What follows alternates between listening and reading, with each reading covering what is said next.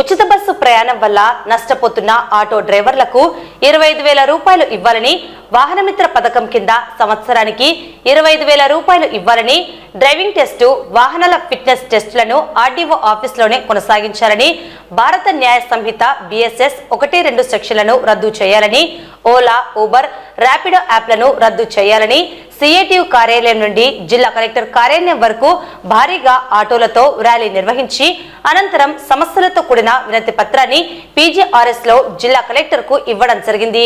ఈ కార్యక్రమంలో CATU జిల్లా కార్యదర్శి Laxman, AP auto workers union జిల్లా కార్యదర్శి చైన్ సింగ్, జిల్లా నాయకులు నాగరాజు, నరసింహ, ఇబ్రహీం, ఓబులేసు, వీరితో పాటు నంద్యాల, సిరివెల్ల, మహానంది, పాణ్యం మండలాల ఆటో డ్రైవర్లు 100 మంది పాల్గొన్నారు.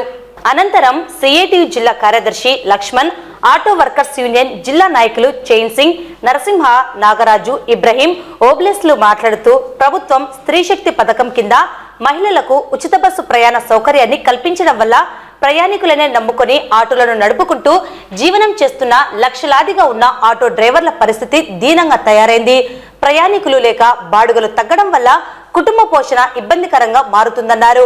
ప్రైవేట్ ఫైనాన్స్ కంతులు చెల్లించలేక ఇబ్బంది పడాల్సి వస్తుందని తెలిపారు.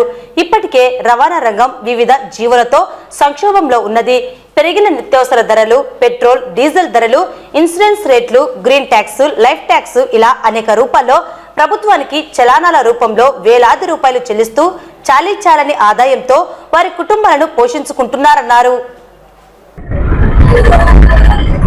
రాష్ట్ర ప్రభుత్వము ఆగస్టు 15వ తేదీ నుంచి మహిళలందరికీ స్త్రీ శక్తి పథకం ద్వారా ఉచిత బస్సు ప్రయాణము చేయడము చాలా సంతోషకరము. అయితే ప్రయాణికుల పైన ఆధారపడి జీవిస్తున్న ఆటో డ్రైవర్ల పరిస్థితి ఏంటి? దాదాపుగా రాష్ట్రంలో 10 లక్షలకు పైగా ఆటోలు ఉన్నాయి.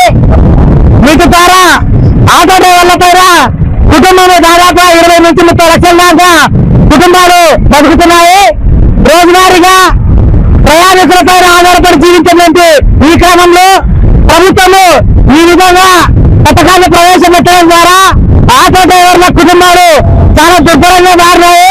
గతంలో వైసీపీ హయాంలో వాహనమిత్ర పథకం ద్వారా 12 రూపాయలు ఇచ్చినటువంటి వారు, కానీ ప్రభుత్వం వచ్చిన తర్వాత ఆటో డ్రైవర్లకు ఏ ఒక్క పథకము అందించకపోగా వారిపైన ఆర్టీఓ చలానాలు పెద్ద ఎత్తున విధించడము, పోలీసుల దాడులు, ఆర్టీఓల దాడులు ఎక్కువైపోయి రవాణా రంగాన్ని కుదేలు చేసే విధంగా ఆటో డ్రైవర్లు ఆటోల పైన కూర్చోలేకుండా చేసే విధంగా ఈరోజు దుర్మార్గంగా చలానాలు విధించడం జరుగుతుంది.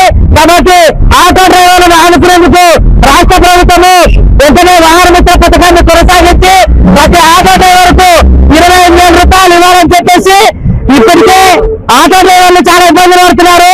EMIలు కట్టుకోవాలన్నా, ఆటోలు నడుపుకోవాలన్నా డీజిల్ కూడా రానటువంటి పరిస్థితి ఉంది. కాబట్టి అటువంటి కుటుంబాలను ఆదుకోకుంటే ప్రభుత్వం పైన తీవ్రమైనటువంటి పోరాటం చేయక తప్పదు. కాబట్టి ఈరోజు రాష్ట్ర వ్యాప్తంగా అన్ని జిల్లా కలెక్టర్ కార్యాలయం ముందు ధర్నా కార్యక్రమాన్ని చేపడుతున్నాము. ఇప్పటికైనా ప్రభుత్వం స్పందించకపోతే ఈ నెల 18వ తేదీన చలో విజయవాడకు ఆటో డ్రైవర్లంతా రావాలని చెప్పేసి CITUగా పిలుపునిస్తున్నాము. అన్ని చాలా పెద్ద రంగమై అందరినీ ఆదుకుని ప్రజలను గమ్యస్థానానికి చేరుస్తున్నది. అటువంటి దానిలకు ఈ మధ్య కాలంలో వాహన మిత్ర వేయడం లేదు. అదేవిధంగా పోలీసులు ఈ యొక్క అనేక సమస్యల మీద జరిమానాలు వేయడము, ఇంకొకటి ఆర్టీఓ గారు ఏజెంట్లు ఇవన్నీ ఉన్నాయి. కాబట్టి ఇటువంటి రాష్ట్ర ప్రభుత్వం మీద తీసుకొచ్చే దృష్టికి అది నెరవేర్చాలని చెప్పి చాలా రోజుల నుంచి పోరాటం చేస్తున్నాం.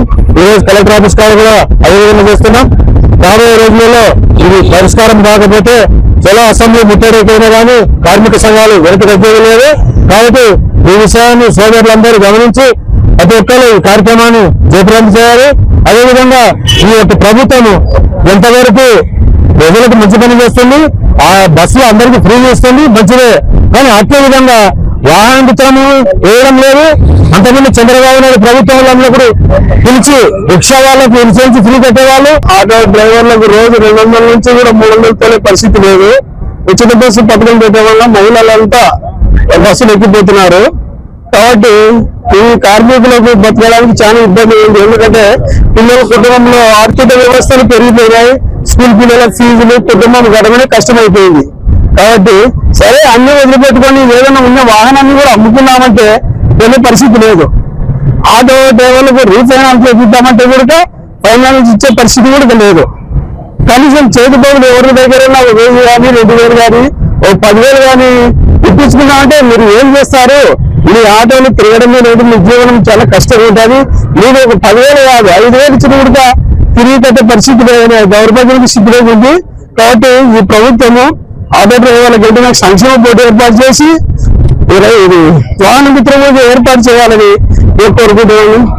మిత్రులకు ఇక్కడ వచ్చినందుకు ధన్యవాదాలు.